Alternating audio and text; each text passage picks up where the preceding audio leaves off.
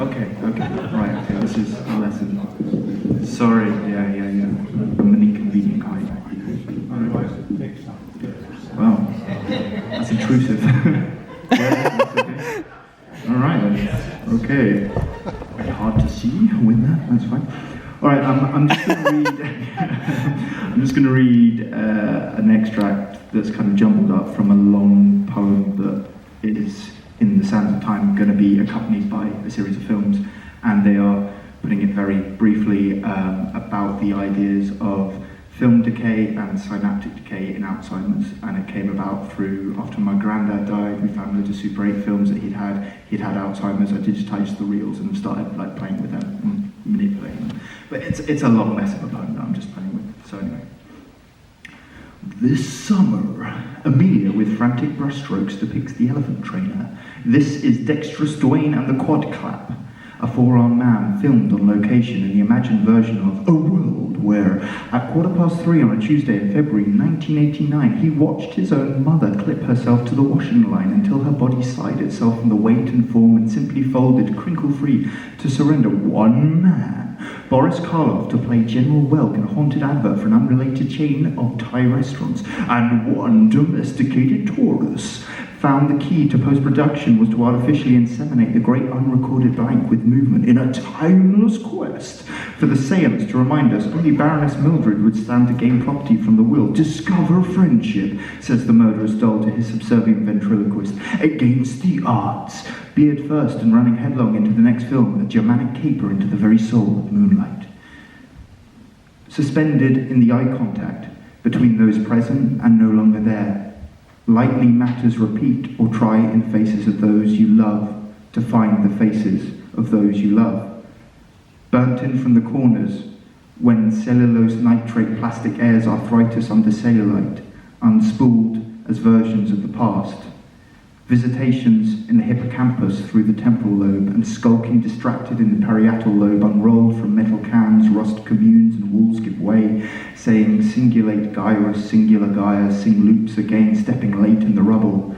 Amygdala mediates the encoding and retention of information, like two nucleic almonds pressed into a medial clod of grey, kneading winter and strips of film. A fist of gummed coral pleated, a bulb of light shy fungus. Emulsion is where the insinuation of movement is, alchemy in the gelatin binder encoded on the substrate. Its layer facilitates the production of images discussed in hushed voices across the long and impressively mahogany table. A miracle of photosynthesis carpentry, of which the board members agree there can be no explanation for or diagram to encompass, though each in their time have tried. All those in the office threatened with redundancy crowd around the window to watch bridges tailing into air, introducing an amber discoloration to the fading picture. Neurons leave their branches. So many birds startled from a tree, wings that clap sky and rung together, blotting. Emulsion becomes adhesive, feather stick, whole sections degenerate. Sit me in a dark, dark room, this daring future passing on the tracks. I'm the fellow who lost the watch, and yes, they used to be like children, far away from the solitude of stately pines. He keeps a diary he forgets to write, to make a modus operandi of moving in the dark.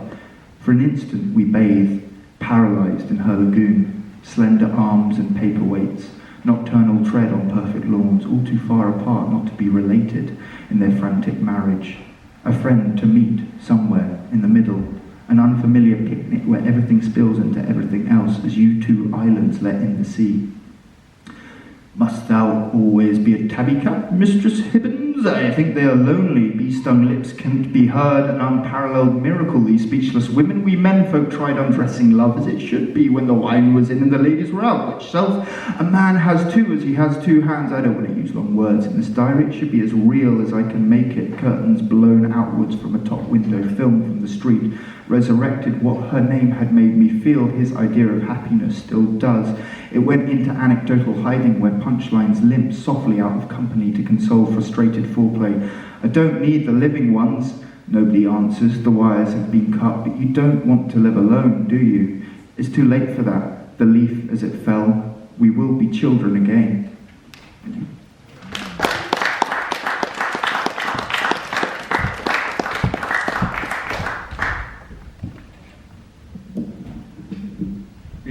be Chris Kerr.